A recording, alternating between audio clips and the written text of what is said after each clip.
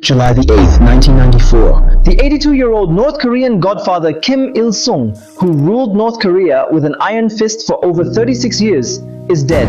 What followed was the birth of the world's first communist dynasty, coupled with several disastrous harvests that led people across the country starving. And with the collapse of the Soviet Union in 1991 having a catastrophic effect on the already fragile North Korean economy, the country is on the brink of ruin. But in the countryside, a daring escape was about to take place within the shadowy confines of the North Korean border.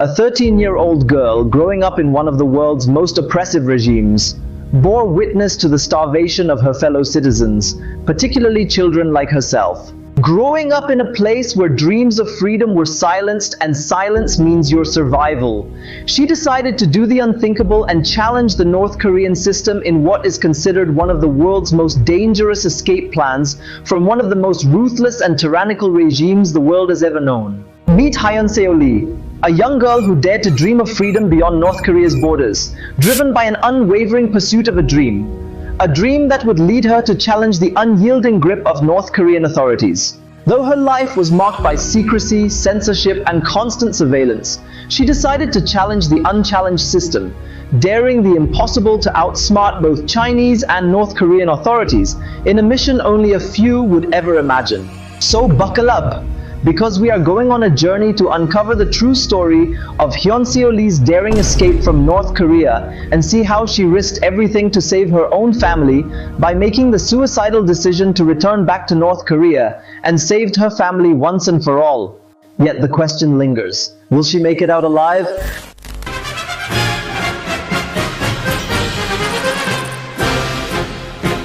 North Korea is a nation shrouded in isolation and marked by oppressive rule. The government's reach extends into every corner of life, from what people can watch or read to what they are taught and even what they believe in. For ordinary North Koreans, the concept of freedom is a distant dream, and those who dare to challenge the government's authority often face harsh consequences. Life in North Korea is a tough path for everyone, but it's even tougher for women and children. Women often find themselves facing discrimination and encountering fewer opportunities compared to men. Meanwhile, children are immersed in government propaganda even from an early age and are often thrust into long hours of labor in grueling conditions. Born in North Korea in 1980, Hyun-seo Lee entered a world filled with struggle. Life for ordinary citizens in North Korea comes with a series of challenges and severe restrictions. Freedom of speech is virtually non-existent, gatherings are tightly controlled, and practicing religion is subject to strict regulations. One simple example of the brutal persecution of religious freedom in North Korea is how an entire family, including a 2-year-old child, was sentenced to life imprisonment back in 2009 simply for possessing a Bible. This shocking case highlights the extreme lengths to which the regime is willing to go to silence dissent and maintain its iron grip on power. The government keeps a vigilant eye on its people, casting an unending shadow over their daily lives. The North Korean economy operates under centralized planning, leaving minimal room for private businesses to thrive. Jobs are scarce and the wages are painfully low. Many North Koreans endure long hours of work in strenuous conditions just to make ends meet. But one of the most pressing concerns of all is the chronic shortage of food caused by the nation's multiple famines that occur in recent decades, leaving many citizens malnourished and hungry. Another example was the case of Mrs. Han and her 6-year-old son Kim Dong-jing. Their bodies were found 2 months after they had died.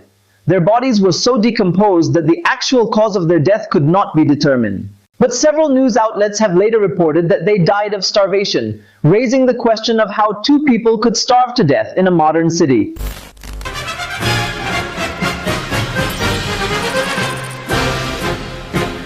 Though Lee's parents were not poor, and she had never experienced the hunger that many in her country suffered from, the question you will be asking is what drove her to make the daring decision to escape from North Korea.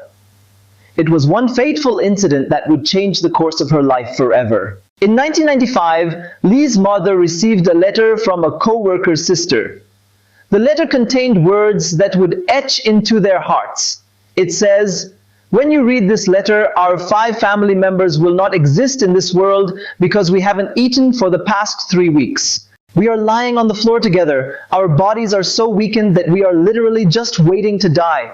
A haunting silence filled the room after the letter was read, but for Hyun-seo, it was more than silence. It was a wake-up call. This was truly shocking to her because it was the first time in her life that she came face to face with the harsh reality of her country, where people were literally starving to death. Suddenly the pieces began falling into place, and the dots started to connect. She started asking questions about the true state of her country. One day, while passing through a train station, Lee encountered something extremely terrible that would remain seared in her memory forever. She saw a breastfeeding woman lying on the ground with an emaciated child in her arms who was helplessly staring at his lifeless mother who had just died of starvation.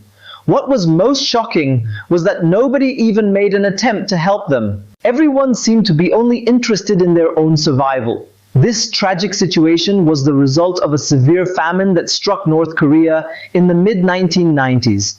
And as a result, more than 1 million people died of starvation, and many survived mainly by eating grass, bugs, and even tree bark. Lee's realization of the brutal reality of her country made one thing clear: living in a land devoid of freedom had become an unbearable fate.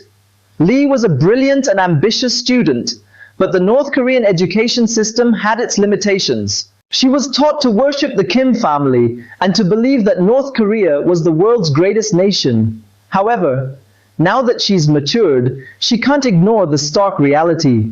She saw the deep poverty and profound inequality that surrounded her country and understood that the government's narrative was far from the truth. And yet, despite her growing awareness of the dark nature of her country, she lived in constant fear of speaking out against the government, as she is well aware of the consequences of speaking out against the regime. Nevertheless, Lee's determination to create a better life for herself and her family burned brightly. She began crafting plans for a daring escape from North Korea. She knew the risks were high, and if she got caught, she could be tortured, imprisoned, or even executed. But she was willing to take the chance for the sake of her family's future. Finally, Lee came to the final decision to flee to China, a decision she made with full knowledge of the grave risks involved and the potential consequences. She knew it would be difficult, but she was determined to succeed. She packed her bags and set off on her journey, leaving behind everything she knew.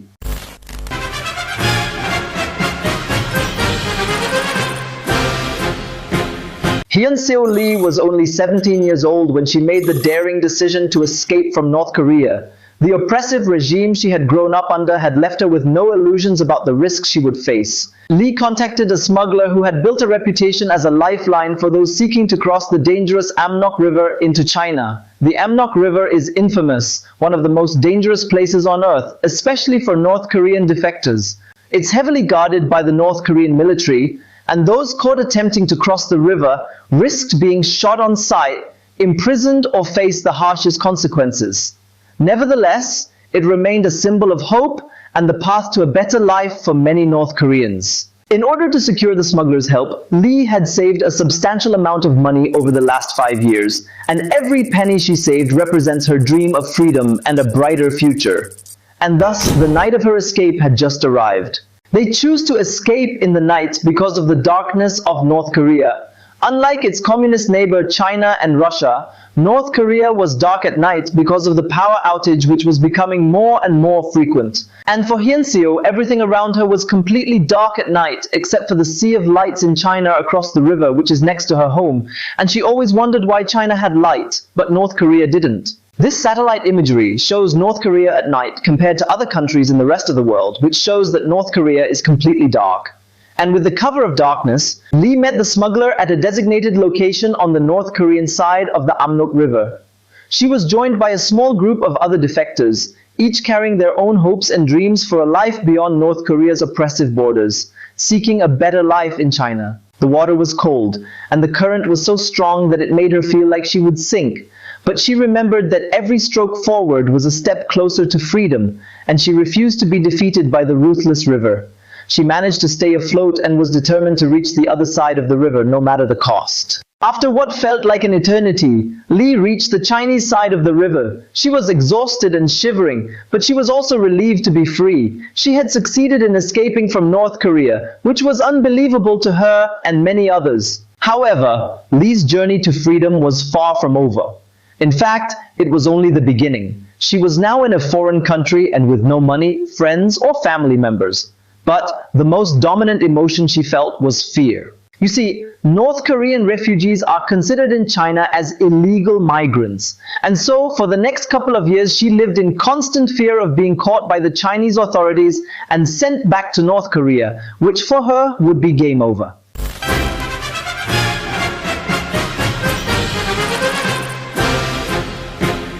Hyun Seo's life in China as a North Korean defector was filled with difficulties and dangers. She lived in constant fear of being discovered and sent back to North Korea, where she might face the possibility of torture, imprisonment, or even execution.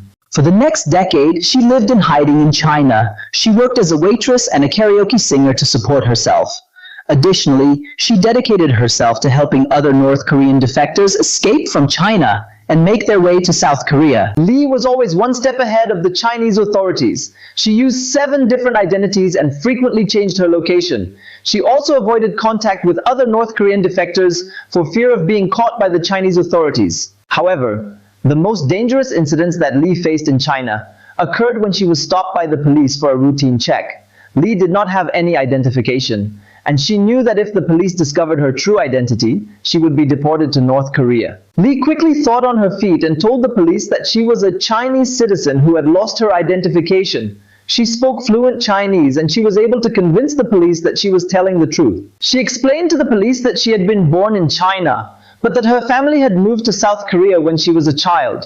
She said that she had recently returned to China to visit her relatives. While the police were initially skeptical, Lee's detailed answers and her knowledge of Chinese cities and provinces ultimately persuaded them that she was, indeed, a genuine Chinese citizen. With relief, they let her go, allowing her to continue her journey. However, Lee's worst fears came true when she was caught a second time by the Chinese police. She found herself in a police station, accused of being North Korean and subjected to relentless questioning about her language abilities. The pressure was intense, her heart was beating faster, and she felt like her heart was going to explode at the time, because if anything seemed unnatural, she could be imprisoned and repatriated. Lee was frustrated, and she thought her life was over. Despite her fear and frustration, Lee reminded herself of the dire consequences awaiting her and even her family if she was sent back home. She managed to stay composed and answered the officers' questions gently. After a thorough interrogation, one of the officers declared, "I think this was a false report. She's not a North Korean." Surprisingly, they released her. To Lee, this was a miracle because she had seen how the rest of the North Koreans who were caught by the police had been repatriated back to North Korea, where they could face torture, imprisonment, or even execution. Lee considered herself exceptionally fortunate to escape when so many others had not been as lucky. This experience made her realize that despite her ability to learn a new language and secure a job, her life could be turned upside down in an instant. And so, even after 10 years of hiding her identity and living in constant fear of being caught by the police, she made yet another daring decision to risk everything once again and move to South Korea. She had no other choice, even though the consequences might be even worse if she got caught in the process.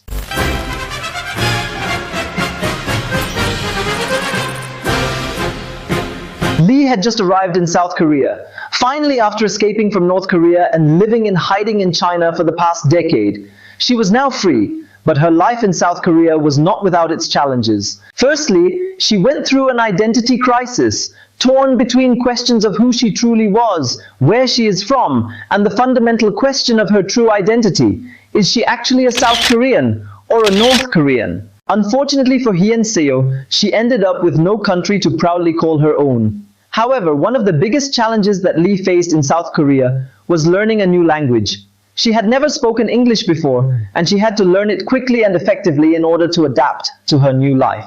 Lee took English classes and watched American movies and TV shows to practice her listening and comprehension skills. She lived in a small apartment in Seoul, South Korea. She worked part-time as a waitress to support herself while she was studying at university. She began to enjoy her new life in South Korea. She was making friends, she was doing well in her studies, and she was finally free from the oppression of the North Korean regime. Lee also started to dream about the future. She wanted to become a journalist and write about the plight of North Korean defectors. She also wanted to start a foundation to help North Korean defectors adjust to their new lives in South Korea. However, Lee's happiness was short-lived.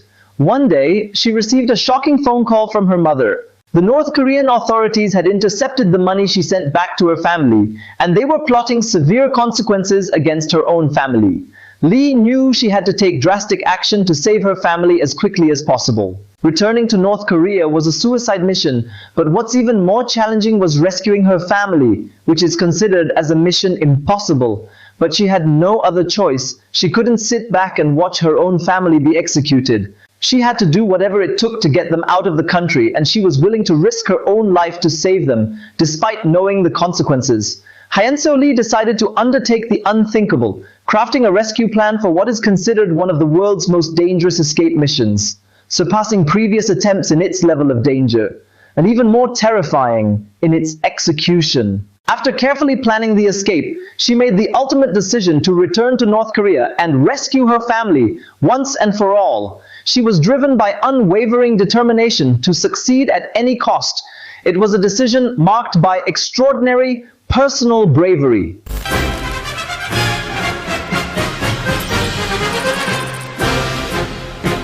Crossing the border between South Korea and North Korea is nearly impossible, so Lee took a flight back to China. There she connected with a network of underground activists who would assist her in reuniting with her family in North Korea. With a fake passport and clever disguises, Lee managed to sneak across the border into North Korea. Once she reached her hometown, she was shocked by what she saw. She was confronted with the grim reality of her country still in ruins, its people suffering from starvation. Her family was barely surviving. Lee knew there was no time to waste. She devised an escape plan that would take them through the dangerous mountains into China and from China to Southeast Asia. The journey was extremely dangerous and even more difficult in its execution, considering that her family didn't speak or understand Chinese. After all, they were traveling by bus, which could take up to 1 week to cross the borders. This would make it even harder for them to make it to South Korea, but they had to keep moving anyway. They encountered numerous close calls, and with the heavily guarded border posing a constant threat, it seemed like they would never make it. The tension peaked at a Chinese police checkpoint. The bus was stopped by the guards, and an officer came in and began checking everyone's ID cards and asking them questions. Remember that her family couldn't speak Chinese, which made her panic. This time around, she thought she couldn't escape from the police, and it seemed like her family might be arrested. But Hyeonseo Lee wasn't the type of person to give up so easily. She was always one step ahead of the officers, so her calculative mind began to think about how she could outsmart the Chinese police once again. As the officer approached her family, an idea struck her head. She quickly stood up and told him that they were deaf and dumb people that she was chaperoning. A story that, despite the officer's initial skepticism, proved convincing enough to allow them to pass the checkpoint. They made it all the way to the border of Laos, only to face another setback. Despite Lee's attempts to bribe the border guards, her family was arrested and jailed for illegal border crossing. However, this wasn't as dire as it might seem, for they were arrested under different pretenses. Lee spent almost all the money she had desperately trying to get her family out of jail. A fine and a bribe secured their release in less than a month. Soon after the release of her family, they continued their journey. But their journey would take a much darker turn in the capital of Laos, where another tragedy was awaiting them. As they reached the capital of Laos, her family was arrested and jailed once again. This was one of the toughest times for Lee and her family. She asked herself why this was happening to her. She had done everything she could to get her family to freedom, and when she came so close to making it a reality, her family was put in jail while she was a few miles away from the South Korean embassy. Lee wasn't going to give up so easily. She kept going back and forth between the immigration office and the police station, desperately trying to get her family out of custody.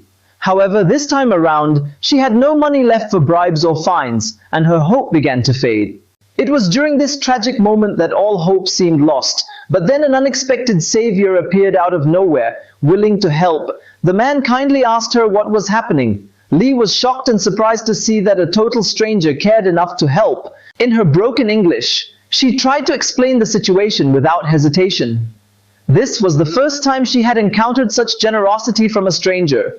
And to her surprise, the man went directly to the ATM and withdrew some money to pay the fine for her family and 2 other North Koreans. Lee was so excited. She didn't even know how to thank him, but she thanked him with all her heart.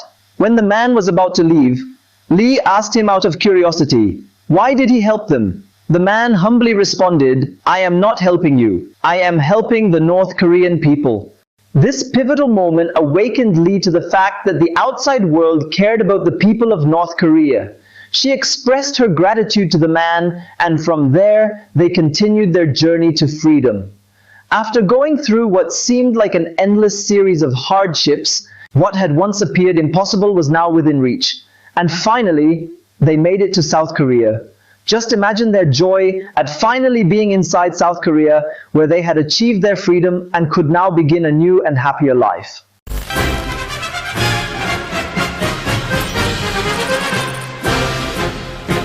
Lee's advocacy work started after her family's escape from North Korea. Recognizing the desperate need to shed light on the plight of North Korean defectors and the dire circumstances inside the country. Hyunseo Lee's remarkable journey from North Korea to South Korea, as well as her continued efforts to raise awareness about the reclusive nation, has had a profound impact on the world. Her story is one of courage, resilience, and a deep commitment to bringing about change in one of the most secretive and oppressive regimes the world has ever known. She has shared her experiences at numerous international conferences, including TED Talks, the United Nations, and other high-profile events, captivating audiences with her personal narrative. She also shared her experiences in her book, A Girl with 7 Names, which she published in 2015. The book provides an in-depth account of her life in North Korea, her escape, and her subsequent journey to South Korea. This powerful story explains the North Korean crisis and brings to life the struggles and triumphs of those who risk their lives to escape the North Korean border. The book suddenly became an international bestseller and added another layer to her advocacy work. She continues to advocate for North Korean refugees through interviews and speeches. Thank you for watching this video to the end. You are the true heroes, and see you in the next video.